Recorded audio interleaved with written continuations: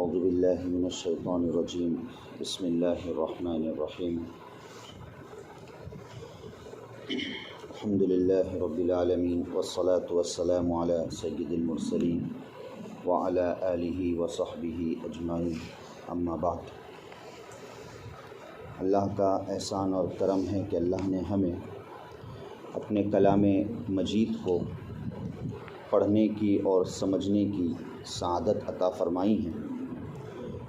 آج کی ہماری یہ درس قرآن کی مجلس جو ابتدائی و افتتاحی ہے، غالباً اس کا اعلان بھی کیا گیا تھا، اور یقیناً قرآن کریم جو اللہ تعالیٰ کی کتاب ہے جس پر ہمارا ایمان ہے، یہ کتاب جیسے اس کی تلاوت یہ اس کا اپنا حق ہے اس کتاب کا، کہ اس کتاب کی ہمیں تلاوت کرنی چاہیے، قرآن کریم کو وقتاً فوقتاً پڑھتے رہنا چاہیے۔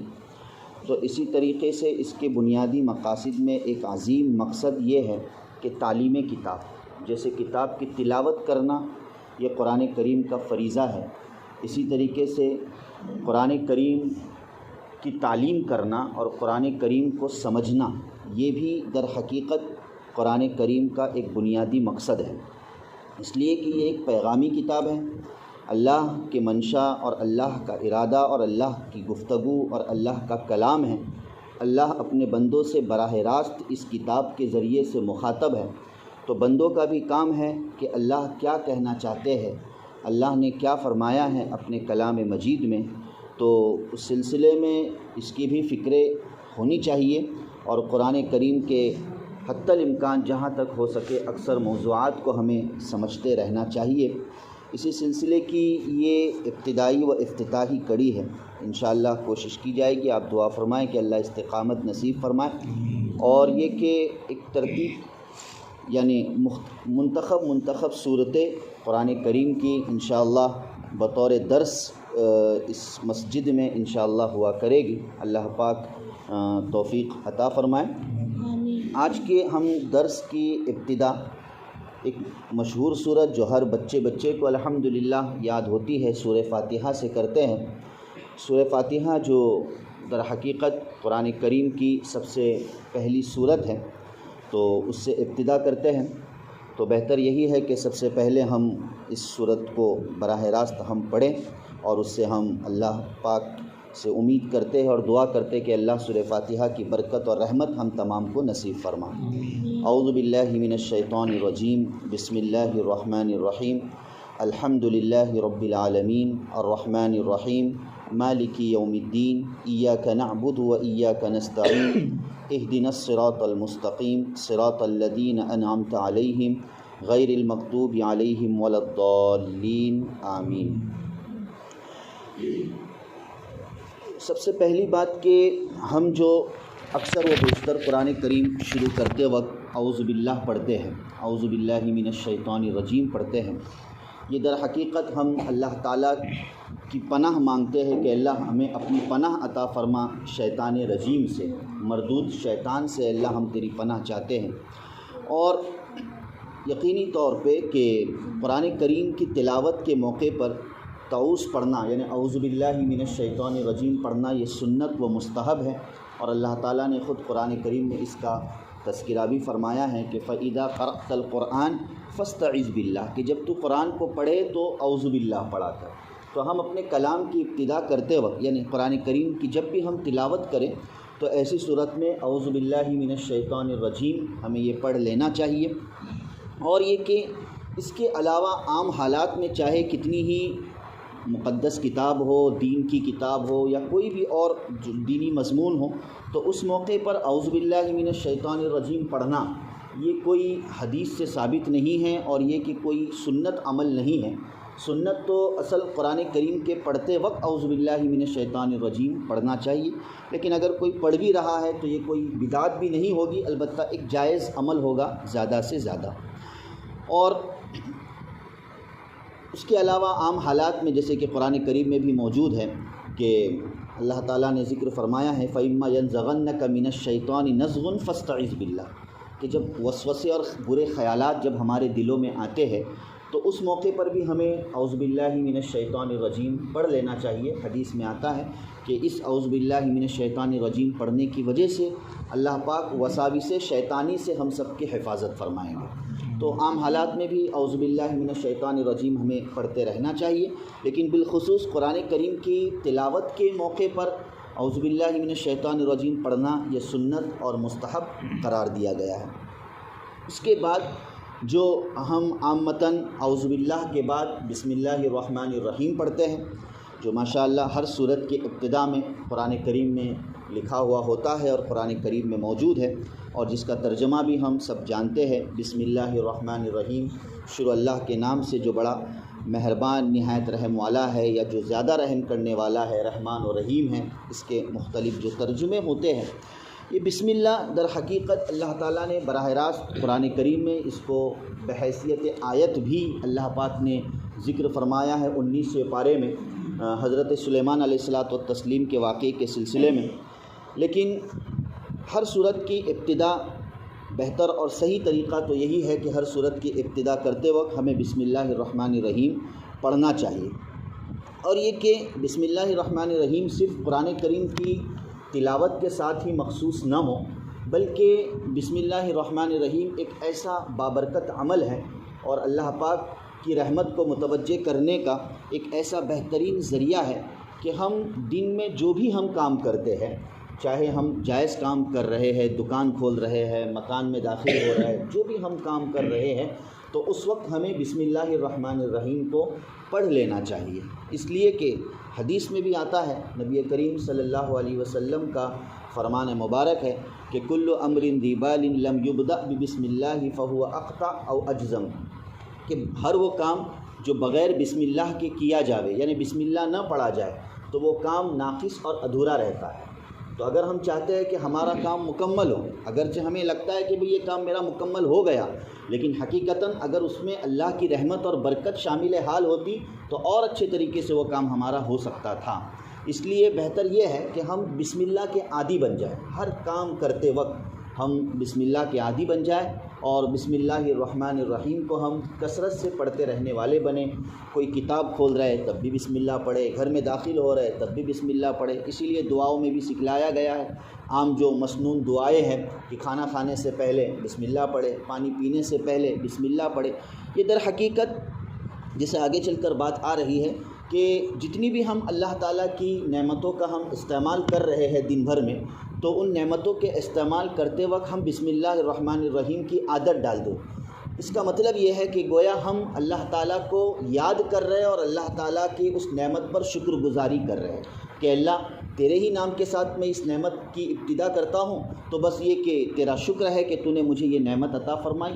تو در حقیقت بسم اللہ یہ اللہ تعالیٰ کی طرف بندے کو متوجہ کرتا ہے، اور متوجہ کرتی ہے بسم اللہ، اور یہ کہ اللہ تعالیٰ کی یاد دلاتی ہے، اور اللہ تعالیٰ کی نعمتوں پر شکر گزاری کا ایک سلیقہ یہ بسم اللہ الرحمن الرحیم کے ذریعے سے بندے کو حاصل ہو جاتا ہے۔ اس لیے ہمیشہ بسم اللہ الرحمن الرحیم کی ہمیں عادت ڈالنی چاہیے۔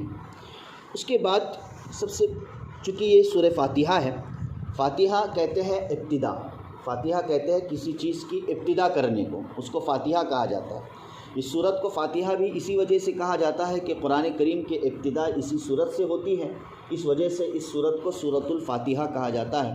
اور بھی اس صورت کے بہت سارے نام ہیں۔ عربوں کا ایک طریقہ ہوا کرتا تھا، اور ایک ان کے کلچر میں یہ بات تھی کہ جو چیز بہت اہم ہوتی تھی تو اس چیز کے بہت سارے نام رکھا کرتے تھے۔ تو اسی طریقے سے سورہ فاتحہ چونکہ ایک عظیم الشان صورت ہے، اور اس صورت کی یہ خصوصیت ہے کہ پورے قرآن کریم میں بیک وقت سب سے پہلے جو صورت مکمل نازل ہوئی، یعنی الحمدللہ رب العالمین سے لے کر وللضالین مکمل جو صورت نازل ہوئی ہے، سب سے پہلی صورت یہ سورہ فاتحہ ہے۔ ورنہ اکثر و بیشتر قرآن کریم میں مکمل صورتیں ایک ساتھ نازل نہیں ہوئی ہیں، چند صورتیں ہیں جو نازل ہوئی ہے بعد میں چل کر، ورنہ طریقہ کار یہ ہوا کرتا تھا کہ کچھ آیتیں نازل ہوا کرتی تھی، کبھی 4 آیتیں، کبھی 5 آیتیں، کبھی 1 آیتیں، حسب موقع اور حسب ضرورت اللہ پاک حضرت جبرائیل علیہ الصلاۃ والتسلیم کے ذریعے سے نبی کریم صلی اللہ علیہ وسلم پر نازل فرمایا کرتے تھے۔ لیکن سورہ فاتحہ کی یہ خصوصیت ہے کہ یہ سورہ فاتحہ بیک وقت 7 آیات والی اللہ پاک نے بیک وقت سب سے پہلے اس صورت کو نازل فرمایا، اور اسی طریقے سے حدیث کی روشنی میں اس صورت کو ام الکتاب بھی کہا جاتا ہے، یعنی قرآن کریم کی بنیاد، قرآن کریم کی ماں، قرآن کریم کی اساس، اس لیے کہ پورے قرآن کریم کا خلاصہ در حقیقت سورہ فاتحہ میں ہے۔ اسی وجہ سے اس صورت کو خلاصۃ القرآن بھی کہا جاتا ہے کہ بھئی پورے قرآن کا نچوڑ، جو 30 پارے اللہ نے ذکر فرمائے ہیں، تو پورے قرآن کریم کا نچوڑ یہ در حقیقت سورہ فاتحہ کے اندر موجود ہے۔ تو ہم دیکھیں گے انشاءاللہ کس طریقے سے اللہ پاک نے سورہ فاتحہ کو نازل فرمایا ہے، اور اللہ تعالیٰ اس صورت میں اپنے بندوں سے کیا کہنا چاہ رہے ہیں۔ تو اس لیے کہ ظاہر ہے کہ یہ اتنی مشہور صورت ہے کہ، اور اس کی اہمیت اس بات سے اندازہ لگایا جا سکتا ہے اس کی اہمیت کا، کہ ہر رکعت میں ہر نماز کی ہر رکعت میں ہم سورہ فاتحہ پڑھتے ہیں۔ اسی لیے حدیث میں آتا ہے لا صلاۃ الا بفاتحۃ الکتاب، کہ اس شخص کی نماز ہی نہیں ہوگی جو سورہ فاتحہ کے بغیر نماز پڑھتا ہے۔ مطلب یہ کہ سورہ فاتحہ ہے تو آپ کی نماز ہے، اگر آپ نے نماز میں سورہ فاتحہ نہیں پڑھی تو آپ کی نماز ہی نہیں ہوگی، ہے نا۔ تو اتنی اہمیت ہے کہ ہر نماز میں در حقیقت یہ پڑھی جانے والی کیا ہے، صورت ہے۔ اسی طریقے سے امراضی اعتبار سے اور وبائی اعتبار سے جو انسان کو جو بیماریاں ہوتی ہے، تو ان بیماریوں میں بھی روحانی اعتبار سے، چونکہ قرآن کو اللہ تعالیٰ نے شفا بنایا ہے اور قرآن کریم کو شفا کا درجہ اللہ تعالیٰ نے دیا ہے، تو اس حیثیت سے ہم جس بیماری کے تعلق سے، جو بھی اللہ نہ کرے کوئی بیماری اگر ہمیں ہو، تو ہم اس سچی نیت سے اور پکی نیت سے اگر ہم نے سورہ فاتحہ پڑھ کے اپنے اوپر دم کر لیا، تو اللہ کی ذات سے یقین ہے کہ انشاءاللہ اللہ پاک اس بیماری سے ہمیں شفا نصیب فرمائیں گے، بشرط یہ کہ ہم اس یقین اور تیقن اور توکل کے ساتھ سورہ فاتحہ کو پڑھنے والے بنیں۔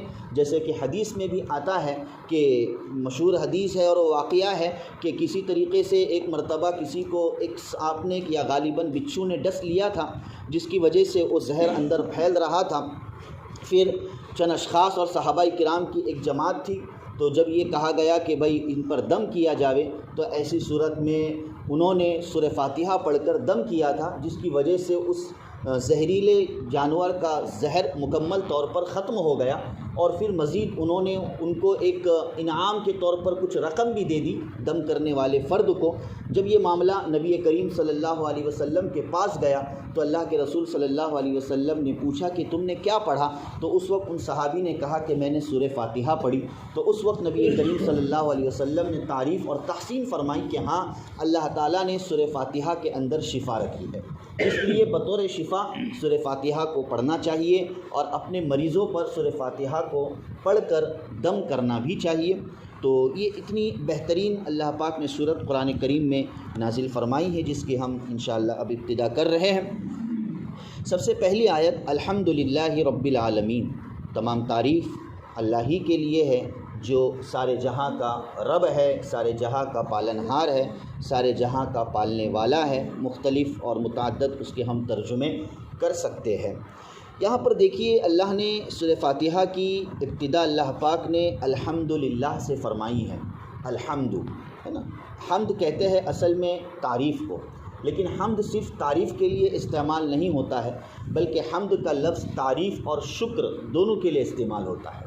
حمد کا لفظ تعریف اور شکر دونوں کے لیے کیا ہوتا ہے، استعمال ہوتا ہے۔ یہی وجہ ہے کہ ہم اکثر و بیشتر جو دعائیں پڑھتے ہیں، کھانا کھانے کے بعد کی دعا ہو، یا پانی پینے کے بعد کی دعا ہو، یا بیت الخلاء سے باہر نکلنے کی دعا ہو، یا کپڑا پہننے کی دعا ہو، تمام اکثر و بیشتر ان دعاؤں کی ابتدا بھی الحمد کے لفظ سے ہوتی ہے نا۔ جیسے کھانا اگر ہم نے کھا لیا تو ہم کہتے ہیں الحمدللہ الذی اطعمنا، تو یہاں پر بھی الحمد کا استعمال ہوا ہے۔ پانی پی لیا الحمدللہ الذی سقانا، بیت الخلاء سے باہر نکل رہے الحمدللہ الذی اذهب عنی الحزن وعافانی، اس طریقے کی ہم دعا پڑھتے ہیں۔ تو ہر جگہ پر ہم الحمد کا لفظ استعمال کرتے ہیں، تو صرف تعریف کے لیے لفظ استعمال نہیں ہوتا ہے، بلکہ شکرانے کے طور پر بھی یہ لفظ استعمال ہوتا ہے۔ مطلب یہ کہ ہم نے کھانا کھا لیا، اللہ کی نعمت کو ہم نے وصول کر لیا، تو اس پر اب لفظ الحمدللہ کے ذریعے سے ہم اللہ کا شکرانہ ادا کر رہے ہیں۔ پانی پی لیا الحمدللہ بول لیا، تو اس الحمدللہ کے ذریعے سے ہم اللہ کی تعریف بھی کر رہے ہیں، اور در حقیقت اللہ تعالیٰ کا ہم شکرانہ بھی ادا کر رہے ہیں۔ تو اس حیثیت سے یہ لفظ الحمدللہ یہ در حقیقت تعریف کے لیے بھی استعمال ہوتا ہے، اور اسی طریقے سے اللہ کی نعمتوں کے شکر کے طور پر بھی کیا ہوتا ہے، استعمال ہوتا ہے۔ یہاں پر آپ دیکھو گے قرآن کریم کے ترجمے کو اٹھا کر اور ترجمہ ہم دیکھیں گے تو یہاں پر جب اکثر مفسرین اور مترجم حضرات الحمد کا ترجمہ کرتے ہیں کہ تمام تعریف ہے نا، اکثر و بیشتر اس طرح سے ترجمہ کیا جاتا ہے، صرف تعریف نہیں کیا جاتا ہے بلکہ کہا جاتا ہے کہ تمام تعریف کس کے لیے ہے، اللہ کے لیے، تمام تعریف۔ یقیناً ظاہر بات ہے کہ دنیا میں جتنی بھی تعریفات ہے وہ سب تعریفات کے لائق ذات کس کی ہے، اللہ کی ہے۔ اگرچہ ہم آپس میں ایک دوسرے کی اور مخلوق کی بھی تعریف کر لیتے ہیں، آپس میں ہم مخلوقات کی اور دیگر اللہ کی بنائی ہوئی قدرتوں کی بھی ہم تعریف کر لیتے ہیں کہ کسی کو اگر سمندر اچھا لگتا ہے تو کہتا ہے کہ کتنا بہترین سمندر ہے، پہاڑ اچھا لگتا ہے تو پہاڑ کی تعریف کرتا ہے۔ دنیا کی مختلف چیزوں کی بھی یقیناً تعریف کی جاتی ہے، اس سے انکار نہیں ہے۔ ایک انسان کی بھی کیا کر لیتا ہے، تعریف کر لیتا ہے اس کے اچھے کاموں کی بنا پر، یا اس کی اچھی خصلتوں کی بنا پر، یا اچھی صلاحیتوں کی بنا پر اس کی تعریف کر لیتا ہے۔ لیکن یقینی بات ہے کہ جو مخلوق کی انسان تعریف کرتا ہے وہ تعریف حقیقی نہیں ہے، وہ تعریف عارضی ہے، ایک عارضی تعریف ہے، وگرنہ اس تعریف کے پیچھے در حقیقت اللہ کی تعریف چھپی ہوئی ہے نا۔ کہ اگر ہم نے کہا کہ سمندر کتنا خوبصورت ہے، یا پہاڑ چرند پرند کتنے خوبصورت ہے، کتنا بہترین نظارہ ہے، تو ظاہر بات ہے کہ سمندر اپنی ذات میں خوبصورت، اپنی ذاتی اعتبار سے خوبصورت نہیں ہے، یا پہاڑ اپنے ذاتی اعتبار سے خوبصورت نہیں ہے، بلکہ اس کو خوبصورت بنانے والی ذات کوئی اور ہے۔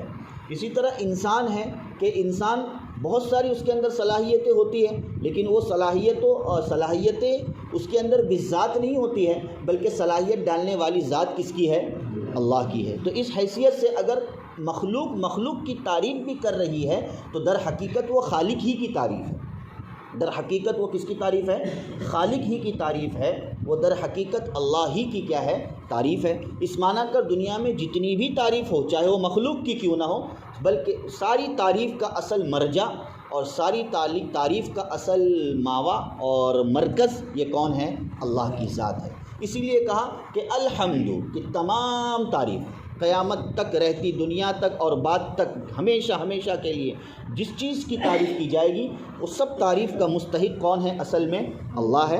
الحمدللہ، تمام تعریف کس کے لیے ہے، اللہ ہی کے لیے ہے۔ اسی طریقے سے آگے چل کر ایک اللہ نے دوسرا، یعنی آیت تو ایک ہی ہے مگر اس آیت کے دو پارٹس یا دو جز ہم کہہ سکتے ہیں کہ آیت کا پہلا پارٹ اور آیت کا پہلا جز کیا ہے، الحمدللہ، اور آیت کا دوسرا جز کیا ہے، رب العالمین ہے۔ تو رب العالمین کا ہم ترجمہ کرتے ہیں کہ جو سارے جہاں کا کیا ہے، پالنہار ہے۔ تو یہ در حقیقت رب العالمین یہ الحمدللہ کے لیے ریفرنس ہے، ایک دلیل ہے۔ دلیل اس حیثیت سے کہ جب ہم نے یہ دعویٰ کر لیا کہ تمام تعریف اللہ ہی کے لیے ہے، تو پھر سامنے والا ہم سے دلیل مانگے گا کہ بھئی دلیل پیش کرو، کیا دلیل ہے، کہ اس بات کی کیا دلیل ہے کہ ساری تعریفات اللہ ہی کے لیے ہے۔ تو اللہ نے خود گویا کہ رب العالمین کے ذریعے سے اپنے الحمدللہ کے ہونے پر دلیل پیش کی کہ وہ سارے جہاں کا رب ہے۔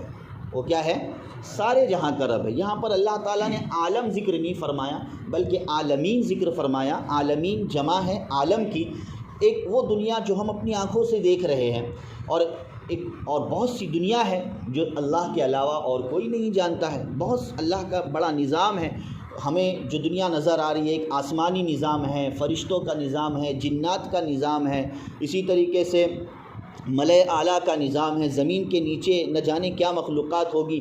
یہ ساری چیزوں کا اللہ ہی رب ہے، اور مختلف اللہ تعالیٰ عالم کے کیا ہے، رب ہے۔ اسی لیے اللہ پاک نے سورہ رحمان کے اندر بھی اس کا تذکرہ فرمایا کہ رب المشرقین و رب المغربین، ہمارے لیے تو ایک مشرق ہے، ہمارے لیے تو ایک مغرب ہے، لیکن اللہ تعالیٰ نے یہاں پر دو مشرق اور دو مغرب کا تذکرہ کیا۔ معلوم ہوا کہ مختلف کیا ہو سکتے ہیں، عالم ہو سکتے ہیں۔ تو ظاہر ہے کہ یہ پورا جو نظام عالم ہے، تو اس پورے نظام عالم کو بنانے والی ذات اللہ کی ہے، اور اللہ نے صرف بنایا نہیں ہے، یہاں پر دیکھیے اللہ تعالیٰ نے اپنے لیے رب کا لفظ استعمال فرمایا ہے، خالق کا لفظ استعمال نہیں فرمایا۔ ایسا نہیں کہا کہ الحمدللہ خالق العالمین، خالق کے معنی بنانے والا اور رب کے معنی تربیت کرنے والا، دونوں میں فرق ہے۔ کہ یہاں پر اللہ تعالیٰ نے اپنی صفت ربوبیت کا تذکرہ فرمایا ہے کہ اللہ رب ہے، اور رب ہونے کا مطلب کہ اللہ نے صرف عالم کو بنایا نہیں ہے بلکہ اللہ پاک عالم کو چلا بھی رہے۔ بنانا الگ ہے اور چلانا الگ ہے۔ ایک یہ کہ وہ اللہ بنا لیے، اب اللہ فارغ ہو گئے، نعوذ باللہ من ذالک، اللہ جانتے نہیں اب ان کا کیا معاملہ ہے، ان کا نفع کیا ہے، ان کا نقصان کیا ہے، ایسی بات نہیں ہے، بلکہ اللہ رب ہے، اور رب کا تعلق ہمیشہ مخلوق کے ساتھ ہوتا ہے کہ جب رب نے مخلوق کو بنا دیا، اب اس مخلوق کا کیا نفع ہے، اس مخلوق کا کیا نقصان ہے، اس کی کیا روزی ہے، اس کے دوست کون، اس کے دشمن کون، ہر چیز اللہ پاک نے انسان کو اور ساری مخلوق کو ودیت کر دی، اللہ پاک نے ان کی تربیت کر دی۔ اسی لیے ظاہر ہے کہ ایک بکری شیر کے سامنے نہیں ٹکے گی، ایک ہرنی شیر کے سامنے نہیں ٹکے گی، کیوں؟ اس کو کوئی کلاسز جوائن کرنی پڑی تھی کیا ہرن کو اور بکریوں کو کہ بھئی ہمارے دشمن کون ہے، اس کو پریکٹس کرنی پڑی تھی؟ نہیں، بلکہ اللہ نے تربیت فرما دی کہ تیرے لیے نقصان شیر سے ہے، جب تو شیر کو دیکھے گی تو بھاگ جائے گی۔ تو اسی طریقے سے نفع کہاں ہے، نقصان کہاں ہے، انسان بھی سمجھتا ہے میرا نفع کس چیز میں ہے، میرا نقصان کس چیز میں ہے، تو یہ سب چیزیں اور تربیت کرنے والی ذات کس کی ہے؟ اللہ کی ہے۔ یہ حقیقت ہے رب کا مفہوم، اور یہ در حقیقت ہے رب کا معاملہ۔ بس تو الحمدللہ رب العالمین، تمام تعریف اللہ ہی کے لیے ہے جو سارے جہاں کی تربیت کر رہا ہے۔ تربیت کیسے کر رہا ہے؟ وقتاً فوقتاً کس کو کیا ضرورت پیش ہے، وقتاً فوقتاً کس کو کیا ضرورت اور حاجت پیش ہے، وہ اللہ پاک بندوں کو اور ساری مخلوقات کو کیا کر رہے ہیں؟ بتلا رہے اور ان کے دلوں میں ڈال رہے، اور اس طریقے کا نظام اللہ تعالیٰ نے گویا کہ قائم کر رکھا ہے۔ دوسری بات یہ ہے کہ الحمدللہ رب العالمین، تمام تعریف اللہ کے لیے ہے جو سارے جہاں کا پالنہار ہے۔ اس میں ہمیں ایک دعا کا سلیقہ اور دعا کرنے کا ایک طریقہ بتلایا گیا ہے، اسی لیے سورہ فاتحہ یہ ایک دعائی صورت ہے، یعنی بندہ اللہ تعالیٰ سے دعا کر رہا ہے، اور وہ دعائیہ کلمات آگے چل کر اللہ پاک نے ذکر فرمائے ہیں۔ تو دعا کا صحیح طریقہ اور سلیقہ یہ ہونا چاہیے، ایسا نہیں کہ بھئی ہم نے دعا کے لیے ہاتھ اٹھا دیے اور فوراً اپنی مانگیں اللہ کے حضور ہم نے پیش کر دی کہ اللہ مجھ کو فلانا دے، مجھ کو دنیا دے، مجھ کو آخرت دے، فلانی چیزیں دے، وغیرہ وغیرہ۔ یہ اصل اور صحیح دعا کا طریقہ نہیں ہے۔ دعا کا صحیح طریقہ یہ ہے کہ ہم سورہ فاتحہ کے طریقے سے دعا کریں کہ سب سے پہلے ہم اللہ کی تعریف کریں، سب سے پہلے ہم کیا کریں؟ اللہ کی تعریف کریں، اللہ کی جو تعریف جس طرح کر سکتے ہیں اللہ تعالیٰ کی صفات کا تذکرہ کریں، اگر نہیں آتا تو کم سے کم سورہ فاتحہ پڑھ لیں، دعا میں کم سے کم کیا کر لیں؟ سورہ فاتحہ پڑھ لیں، جس سے اللہ تعالیٰ کی تعریف انشاءاللہ ادا ہو سکتی ہے، اور پھر اس کے بعد پھر اپنی دعاؤں کو اللہ کے حضور کیا کرے؟ پیش کرے۔ یہ اصل دعا کرنے کا بہترین سلیقہ اور طریقہ ہے جو سورہ فاتحہ سے ہم کیا کر سکتے ہیں؟ حاصل کر سکتے ہیں۔ اسی طریقے سے یہاں اللہ پاک نے در حقیقت اپنی توحید کا بھی کیا کیا ہے؟ تذکرہ فرمایا ہے کہ توحید ربوبیت یہ اللہ ہی کے ساتھ کیا ہے؟ خاص ہے۔ رب العالمین سے توحید ربوبیت کا کیا ہوتا ہے؟ اظہار ہوتا ہے۔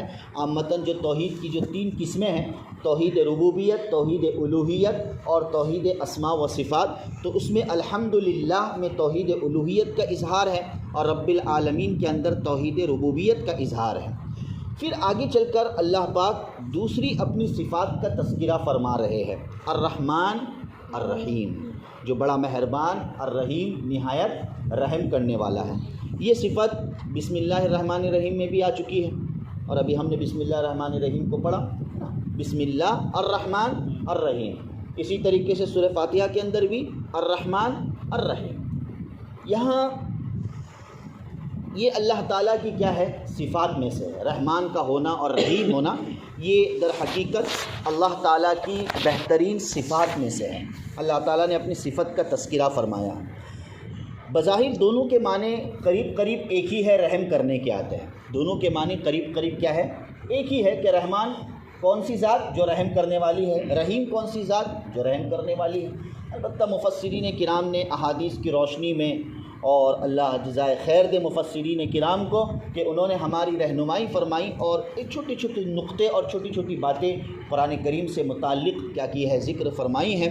اس معنی کر بعض مفسرین کرام نے اس میں تھوڑا سا فرق یہ کیا ہے کہ رحمان یعنی اللہ تعالیٰ کی ایسی صفت رحیمیت اور اللہ تعالیٰ رحمان کا مطلب یہ کہ جو رحمت عام ہو اس کے لیے لفظ رحمان کا استعمال کیا جاتا ہے.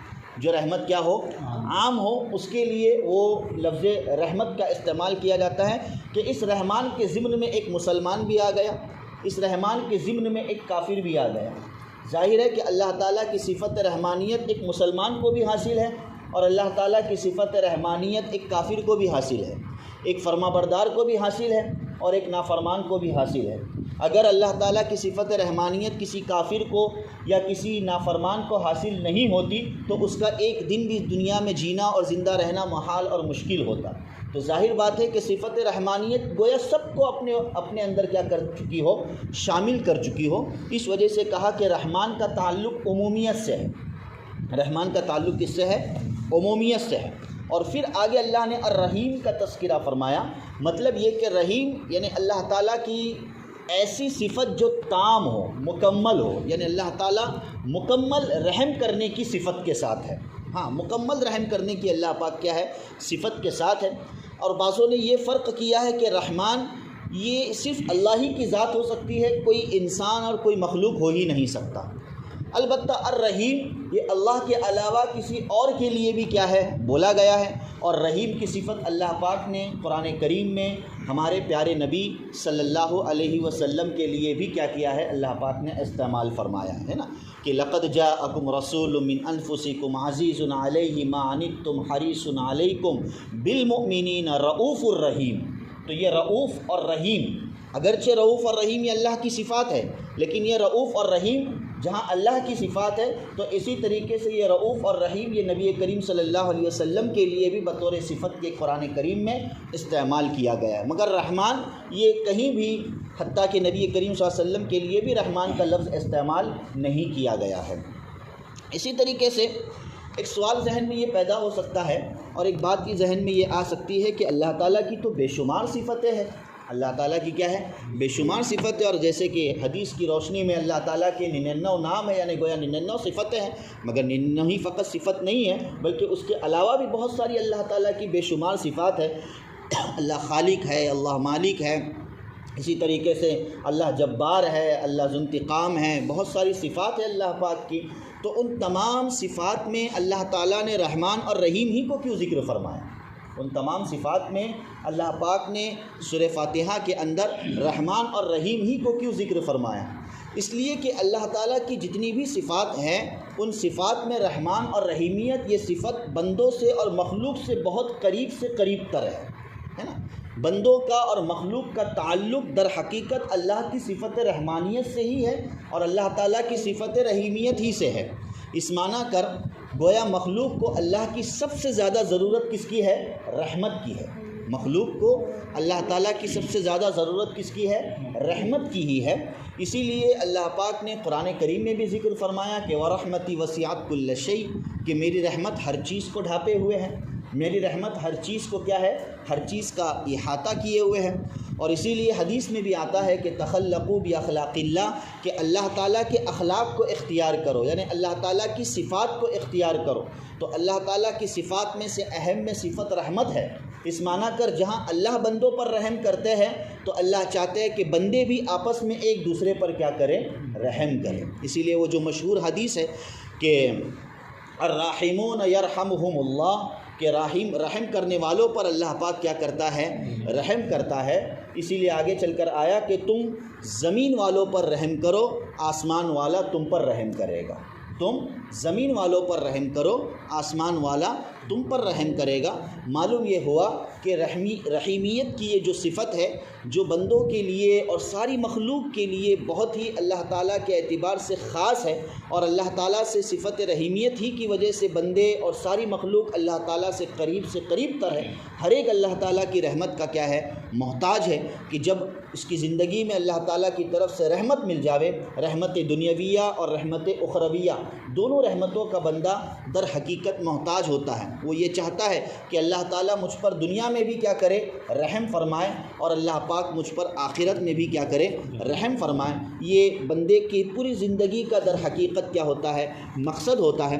اور یقیناً یہ صفت رحیمیت ایسا معاملہ ہے کہ بندہ یقیناً اللہ تعالیٰ کو ہی اپنا خالق و مالک جانتا ہے اور یہ کہ اپنے اعمال کی در حقیقت وہ کیا کرتا ہے؟ نفی کرتا ہے. اپنے اعمال کی در حقیقت وہ نفی کرتا ہے. بھئی انسان کسی انسان سے رحم کی بھیک کیوں مانگتا ہے کہ بھئی مجھ پر رحم کرو، مجھ کو معاف کرو؟ یعنی کیا کہ میری کمی کوتاہیوں کو بھول کر مجھ پر رحم کرو اور مجھ کو معاف کرو. تو گویا بندہ بھی اللہ تعالیٰ کی صفت رحیمیت کیوں مانگتا ہے کہ یا اللہ میرے اعمال تو ایسے نہیں ہے کہ جن اعمال کے بلبوتے پر تو میری مغفرت فرمائے اور جنت کا مستحق مجھے بنا دے، لیکن یہ کہ بس اتنا کہ بس میرے گناہوں کو تو معاف کر دے اور میرے ساتھ دنیا میں بھی رحم کا معاملہ فرما، اور اسی طریقے سے میرے ساتھ آخرت میں بھی یا اللہ رحم کا معاملہ فرما. تو یہ در حقیقت الرحمن اور رحیم کی صفت سے ہمیں یہ بات کیا ہو رہی ہے بھائی؟ معلوم پڑ رہی ہے.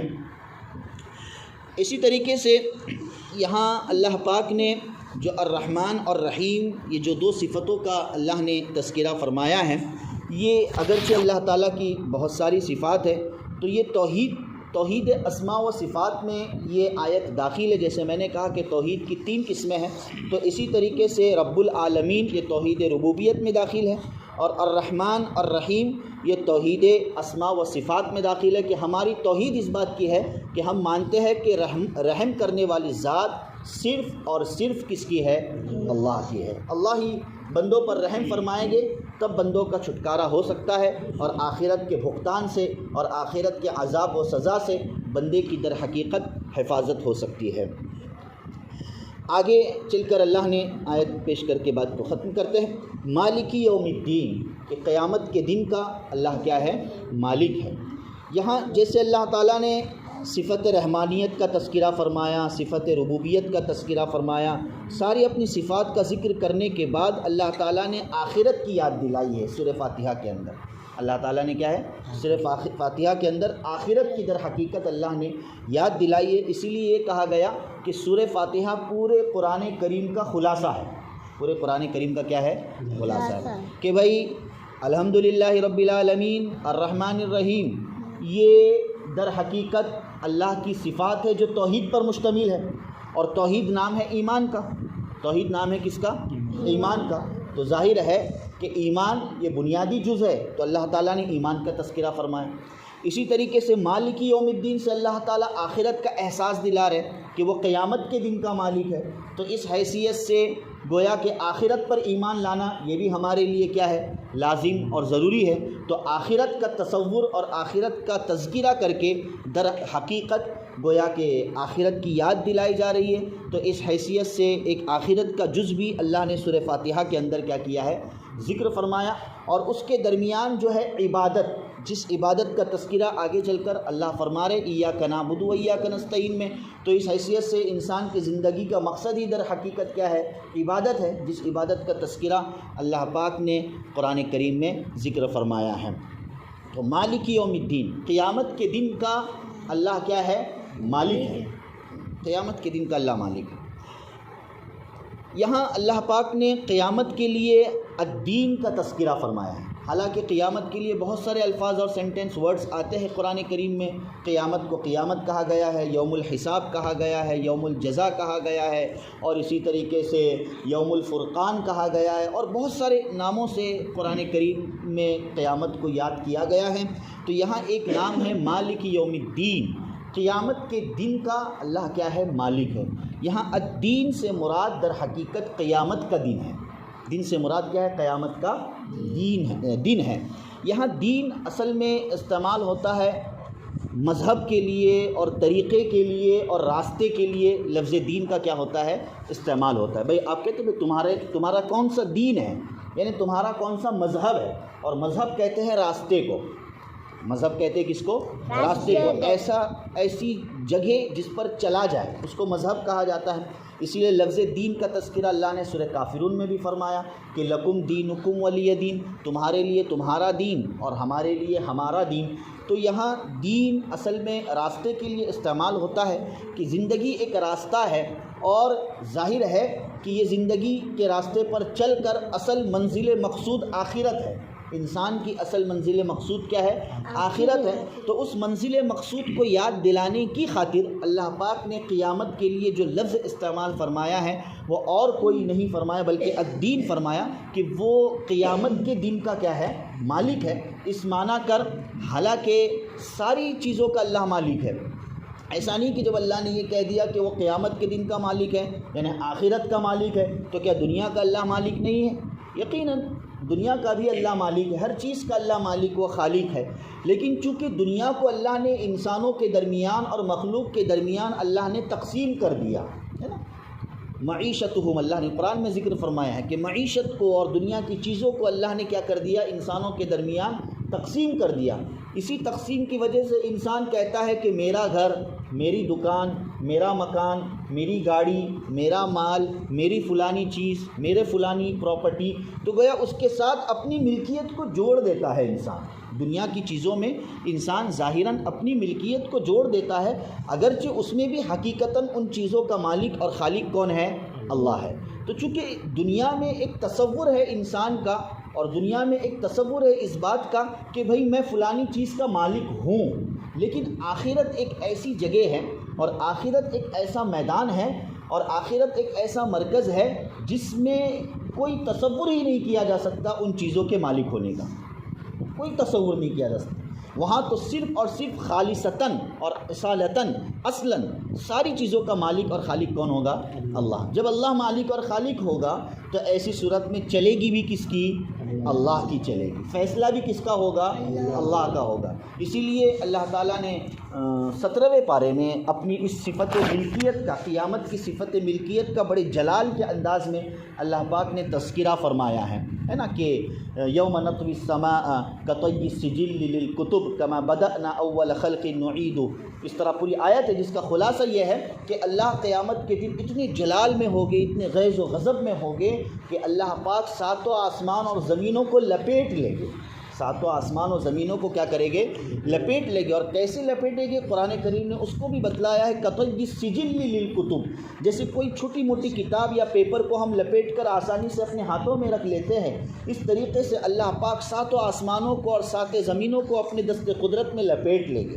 اور پھر اللہ نے آگے چل کر پھر ذکر فرمایا کہ لمن الملک اليوم، آج ملکیت کس کی ہے، آج سلطنت کس کی ہے؟ اللہ اعلان کرے گے، سب کو تہس نہس کر دے گے، کوئی مخلوق اس موقع پر باقی نہیں رہے گی، قیامت کے موقع پر اور آخرت کے موقع پر، حتیٰ کہ جو جان لینے والی اور روح کو نکالنے والی ذات یعنی فرشتے کی جو ذات ہے ملک الموت ہے، اللہ تعالیٰ ملک الموت کو بھی موت دے دے گے، اور ملک الموت کا بھی علیہ السلام کا بھی کیا ہو جائے گا؟ خاتمہ ہو جائے گا، اور تنہا تنہا یکتا ذات اللہ کی باقی رہے گی۔ اور پھر اللہ اعلان کرے گے لمن الملک اليوم، آج ملکیت کس کی ہے، آج سلطنت کس کی ہے؟ ظاہر ہے کہ وہاں کوئی جواب دینے والا تو نہیں ہوگا سوائے اللہ کی ذات کے، تو اللہ خود جواب دے گے للہ الواحد القہار، آج تنہا واحد قہار ذات کی آج ملکیت ہے۔ یعنی وہاں اس موقع پر اللہ تعالیٰ نے اپنی قہاریت کا تذکرہ فرمایا ہے۔ معلوم یہ ہوا کہ آخرت کا بھی تصور انسان نے اس حیثیت سے کرنا چاہیے، صرف اس حیثیت سے نہیں کہ اللہ رحمان و رحیم ہے نا، کہ جیسے اللہ تعالیٰ نے رحمان اور رحیم کا یہاں پر تذکرہ فرمایا کہ جب بندہ یہ تصور اور خیال کرے کہ اللہ بڑے رحمان ہیں اور اللہ بڑے رحیم ہیں، اور سورہ فاتحہ میں اللہ نے اس کا تذکرہ فرمایا یقیناً، لہٰذا اب چاہے جتنے میں گناہ کروں اور چاہے میں جتنی نافرمانیاں کروں اس کی کوئی پرواہ نہیں، کیوں؟ اس لیے کہ میرے گناہ اور میری نافرمانی اللہ کی صفت رحمانیت کے سامنے تو بہت چھوٹی سی ہے، تو اللہ ضرور مجھ کو معاف کر دے گے۔ تو یہ بیوقوفانہ اور احمقانہ گویا کہ تصور ہے، اسی لیے اس تصور کی نفی کرنے کے لیے اللہ پاک نے اپنی صفت رحمانیت کے بعد اپنی جلالیت کا تذکرہ فرمایا ہے نا، مالک یوم الدین کا تذکرہ فرمایا ہے کہ قیامت کے دن کا میں مالک کس انداز سے ہوں، جس کا تذکرہ اللہ تعالیٰ نے 17ویں پارے میں اپنے غضب کا اور اپنی قہاریت کا اللہ نے تذکرہ فرمایا کہ جہاں میدان محشر میں میری رحمانیت چلے گی تو اسی میدان محشر میں میری قہاریت بھی چلے گی، اسی میدان محشر میں میری قہاریت بھی چلے گی۔ تو بندہ ظاہر بات ہے اسی حیثیت سے کہا گیا کہ ایمان نام ہے خوف، اور اسی طریقے سے امید کے درمیانی کیفیت کا نام ایمان ہوتا ہے، یعنی اللہ کی ذات سے ہمیں امید بھی لگانی چاہیے اور اللہ کی ذات کا ڈر اور خوف بھی دل میں رکھنا چاہیے۔ یہ متردد کیفیت جب ہوگی تب جا کر ہم ایمان پر صحیح کیا رہ سکتے ہیں، باقی رہ سکتے ہیں۔